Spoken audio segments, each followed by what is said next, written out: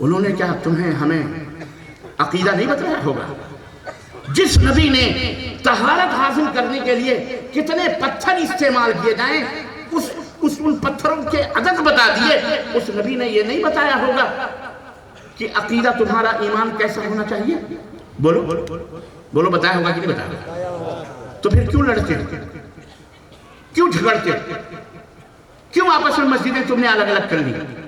کیوں تم نے گروہ در گروہ بانٹ لیے؟ اور گروہ گروہ بٹو گے تو تم ہی کیوں جا رہے ہو بٹنے میں؟ اللہ اکبر! مسلمانوں غور کرو، قیامت کے دن قبر کے اندر تم سے نہیں پوچھا جائے گا کہ تم حنفی تھے کہ شافعی تھے کہ قادری تھے کہ نقشبندی تھے، کس پیر سے تم نے بیعت لی تھی، اجمیر سے یا بغداد سے یا فلاں سے یا ڈھکا سے. یہ تم سے نہیں پوچھا جائے گا. 3 سوال ہوں گے. من نبی ما دینوں کا، ما دینوں کا، تمہارا دین کیا ہے. یہ نہیں پوچھا جائے گا ما مذہب کا، تمہارا مذہب کیا ہے. کیونکہ اسلام مذہب کا نام نہیں ہے.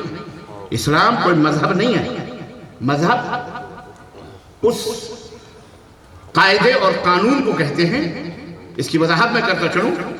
مذہب اس رولز اور ریگولیشن کو کہتے ہیں، اس سسٹم کو کہتے ہیں جو انسانوں نے بنایا ہے، جو انسانوں کی سوچ کا نتیجہ ہے. بات سمجھو، مذہب انسانوں کی فکر اور ان کی سوچ اور ان کی دماغی اپج کا نتیجہ ہے. اسے مذہب کہا جاتا ہے، جس کے اندر ایک نہیں، 50 نہیں، سینکڑوں اختلافات ہو سکتے ہیں اور ہیں. اور دین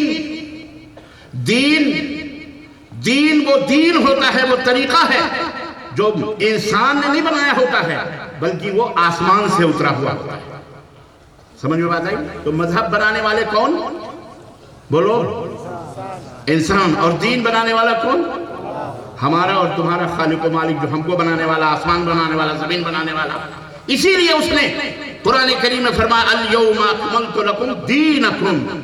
اے لوگو، آج کے دن میں نے تمہارے دین کو مکمل کر دیا ہے، پورا کر دیا، خلاص.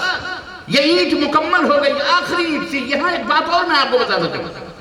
بھارت میں رہنے والے مسلمانوں، اپنے بچوں کو بھی، اپنے بیٹیوں کو بھی، اسکول کالجز میں پڑھنے والے تمام اسٹوڈنٹس اور تمام سب کو یہ بات بتاؤ کہ آج ہم کو تم کو کنفیوز کرنے کے لیے ایسے ایسے سلیبس تیار کیے جا رہے ہیں، ایسے ایسے ٹیچرز، ایسے ایسے اسکالرز، ایسے ایسے پروفیسرز آ رہے ہیں جو کہتے ہیں اسلام 1400 برس پہلے کا آیا ہوا دین ہے اور ہمارا دین بڑا پرانا دین ہے. ہمارا دین بہت سناتن ہے. سناتن کا معنی کیا ہوتا ہے؟ سنسکرت کا لفظ ہے. بدقسمتی یہ بھی ہے. میں کیا کیا بتاؤں آپ کو، پھر میں دور چلا جاتا ہوں، پھر پلٹ کے مجھے آنا بڑا مشکل ہوتا ہے. اسلام سناتن کس کو کہتے ہیں؟ سنسکرت. ہمیں پتہ ہی نہیں. ہم کہتے ہیں کہ یہ ہماری زبان ہے ہی نہیں، ہماری زبان اردو ہے، اردو ہے، اردو ہے، اردو ہے. ہماری زبان کوئی زبان نہیں. ہماری وہ زبان ہے جس میں ہم اپنی باتوں کو نقل کرتے ہیں، بولتے ہیں، سمجھتے ہیں. وہ ہماری زبان ہو، چاہے وہ ہندی ہو، چاہے وہ انگریزی ہو، چاہے وہ اردو ہو، چاہے سردو ہو، چاہے سنسکرت ہو، چاہے وہ مراٹھی ہو، چاہے وہ گجراتی ہو، چاہے وہ اڑیا ہو، چاہے راجستھانی ہو، چاہے وہ کوئی بھی زبان ہو. ہر زبان ہماری زبان ہے، کیونکہ ہمارے اللہ نے وہ زبان بنائی ہے. واختلاف السنتکم. اللہ فرماتا ہے ہم نے تمہیں مختلف زبان عطا کی ہے. کس نے بنائی یہ زبان؟ بولو. اللہ نے بنائی تو ہماری زبان. کسی کے باپ دادے کی ایجاد کرنا زبان نہیں ہے. پتہ نہیں کس نے اردو کو مسلمان بنا دیا اور ہندی کو کہہ دیا کہ یہ ہندو زبان ہے. ہندی ہندو نہیں ہے. ہم سب ہندی ہیں. ہم وطن ہے ہندوستان. اور اب ہندوستان بھی نہیں رہا، بھارتی ہیں ہم. کون ہے؟ ہاں، ہم بھارتی ہیں. بھارت. بہت چالاک لوگ ہیں اس دنیا کے اندر. نام رکھ کر کے پورا ملک ہڑپ کرنا چاہ رہے ہیں. ہم ہڑپ نہیں کرنے دیں گے. پورا کسی کے باپ کا ملک نہیں ہے یہاں کی. کہتے ہیں نا، طاہر الدوری نے کسی شعر میں کہا تھا کہ کیا کہا تھا؟ سبھی کا خون ہے شامل یہاں کی مٹی میں. مدھیہ پردیش کا عظیم شاعر ہے. سبھی کا خون ہے شامل یہاں کی مٹی میں. کسی کے باپ کا ہندوستان تھوڑی ہے. یہ جو آج صاحب منصب ہیں کل نہیں ہوں گے. جو آج صاحب منصب ہیں کل نہیں ہوں گے. کرایہ دار ہیں، ذاتی مکان تھوڑی ہے. تو یہ کسی کا نہیں، یہ سب ہم سب کرایہ دار ہیں. یہاں کسی کے باپ کی زمین نہیں ہے، یہ زمین کس کی ہے؟ واللہ یرثھا من عبادہ الصالحین، اللہ جسے چاہتا ہے اس زمین کا مالک بناتا ہے، وہی مالک الملک ہے۔ بڑے بڑے فرعون شداد ہمانائے چلے گئے، خیر دور نہ جائیں، ذرا قریب آئیں، میں ذرا سا آپ کو کچھ دے کر کے جان بیٹھنا چاہ رہا ہوں۔ عزیزان محترم، میں عرض یہ کر رہا تھا، اسلام یہ سب سے قدیم دین ہے، دین ہے، مذہب نہیں ہے، دین ہے۔ ہر زبان ہماری، سنسکرت میں سناتن کس کو کہتے ہیں؟ ازلی دین، ازلی سناتن دھرم جو ہمیشہ سے رہا ہے، پرانا دین، پرانا دھرم۔ پوچھا جائے مولانا ہمارے قدامت اہل حدیث پہ تقریب، یہ تو ایک گوشہ ہے اہل حدیثیت، یہی اصل اسلام ہے۔ اگر ہم کہیں اہل حدیثیت کا نام اس لیے اسلام سے تھوڑا سا الگ، کیونکہ اسلام کے نام پر بہت سارے کفر اور شرک کے اوپر مشتمل جماعتیں پیدا ہو گئی ہیں، دراصل فرقے پیدا ہو گئے، تو اہل حدیث کا ایک لقب چنا گیا، تو اہل حدیث کہا گیا، کیونکہ جب سے حدیث ہے اور جب سے قرآن ہے، جب سے اہل الحدیث ہے، اس کے اوپر عمل کرنے والے موجود ہیں، اس کی قدامت وہی ہے۔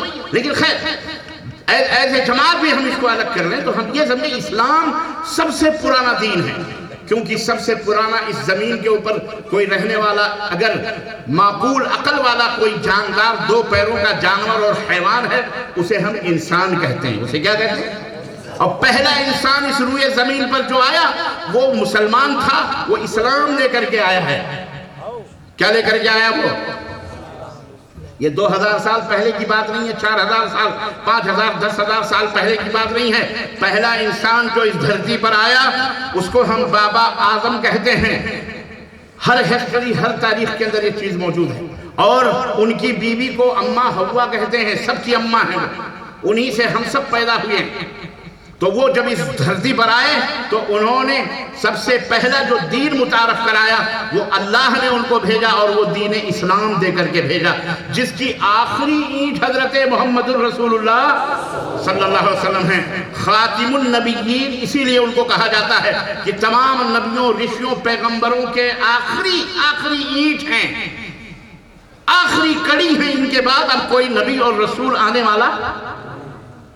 تو وہ دین جو لے کر کے آئے، وہ دین اللہ کے نبی، وہی بابا آدم کا دین تھا، وہی دین تھا اسلام، جو الیوم اکملت لکم دینکم، جہاں اللہ نے فرمایا آج میں نے تمہارے دین کو مکمل کر دیا، کامل ہو گیا۔ اب کوئی دوسرا نبی آ کر کے اس میں کوئی کمی اور بیشی، اب کسی کو بھی قیامت تک آنے والوں کو کمی بیشی کا حق حاصل۔ تو یہ دین ہمارا پرانا دین ہے، یہی سناتن دھرم ہے۔ جی جناب، اسلام ہی سناتن ہے، اسلام ہی سناتن دین۔ اب آپ کہیں گے پھر یہ بت کہاں سے پوجا شروع ہوگا اگر اسلام؟ عزیزان ملت اسلامیہ، قرآن پڑھو، قرآن کے اندر عبادات کے اوامر بھی موجود ہیں، قرآن کے اندر احکام بھی موجود ہیں، اور آخری چیز قرآن کے اندر اگر تقسیم کیا جائے تو قصص اور واقعات اور ہسٹری اور تاریخ بھی موجود ہے۔ آپ اس سے نتیجہ اٹھائیں۔ یہ تو وہی بات ہو گئی، وہ معزز تھے زمانے میں مسلمان ہو کر، اور ہم خوار ہوئے تاریخ قرآن ہو کر۔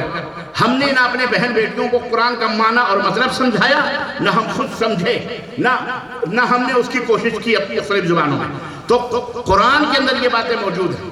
میں آپ کو بتاؤں، جب آخری نبی اسلام کی آخری اینٹ لے کر کے مکے کی دھرتی پر اپستھت ہوئے، تشریف لائے، پیدا ہوئے، اور آپ کو نبوت کے تاج سے، رسالت کے تاج سے سرفراز کیا گیا اور اسلام کی دعوت و تبلیغ کی، اس وقت آپ کے سامنے 3 بڑی قومیں تھیں۔ ایک اور قوم تھی، لیکن 3 بڑی قوموں سے آپ کا مقابلہ تھا۔ نمبر 1 یہودی، نمبر 2 کرسچن، اور نمبر 3 کفار مکہ، جو اپنے آپ کو دین ابراہیمی کا ٹھیکیدار سمجھتے تھے، خانہ کعبہ کے محافظ سمجھتے تھے، خانہ کعبہ کی تعمیر کرنے والے سمجھتے تھے، حج کرنے والے سمجھتے تھے۔ کفار مکہ وہ جناب علی منی بھی جاتے تھے، مزدلفہ بھی جاتے تھے، وہ اللہ کو بھی مانتے تھے، 360 بتوں کو بھی مانتے تھے، اور اپنے آپ کو کہتے تھے کہ ہم دین ابراہیمی کے محافظ ہیں، نگراں ہیں، اور انہی کے ٹھیکیدار، دین ابراہیمی۔ اور ابراہیم علیہ السلام کی شخصیت ایسی، جس کو کیا کہتے ہیں، کوڑ کہتے ہیں، کیا کہتے ہیں اس کو، تریکوڑ کیا ہوتا ہے، ٹری اینگل جو ہے، ٹرائنگل کی طرح تھی، کہ عجیب و غریب معاملہ تھا۔ یہودی کہتے تھے کہ ابراہیم علیہ السلام ہمارے باپ ہیں، نصرانی کرسچن کہتے تھے ابراہیم علیہ السلام ہمارے باپ ہیں، اور کفار مکہ بھی یہی کہتے تھے کہ یہ ہمارے باپ ہیں۔ اب بیچ میں حضرت محمد رسول اللہ صلی اللہ علیہ وسلم جب انہوں نے اسلام بتایا تو انہوں نے کہا یہ کون سا دین ہے، یہ تو ہمارے باپ داداؤں کا دین نہیں تھا۔ اللہ اکبر۔ یعنی اب قرآن سنو، اللہ کے رسول نے قرآن فرما وَقَالُوا كُونُوا هُودًا أَوْ نَصَارَىٰ تَهْتَدُوا۔ دو گروہوں نے کہا، ایک نے کہا یہودی بن جاؤ ہدایت پا جاؤ گے، جنت میں چلے جاؤ گے، دوسرے نے کہا کرسچن بن جاؤ جنت میں چلے جاؤ گے، اور تیسرے جو کفار مکہ تھے یہ کہتے تھے ہمارے باپ دادا کے دین پہ آ جاؤ اور کوئی دین نہیں چلے گا، ابراہیم کا جو دین تھا۔ اللہ تبارک و تعالیٰ نے ایک طرح سے ان کو بھی جواب دیا اور کیا فرمایا قَالُوا كُونُوا هُودًا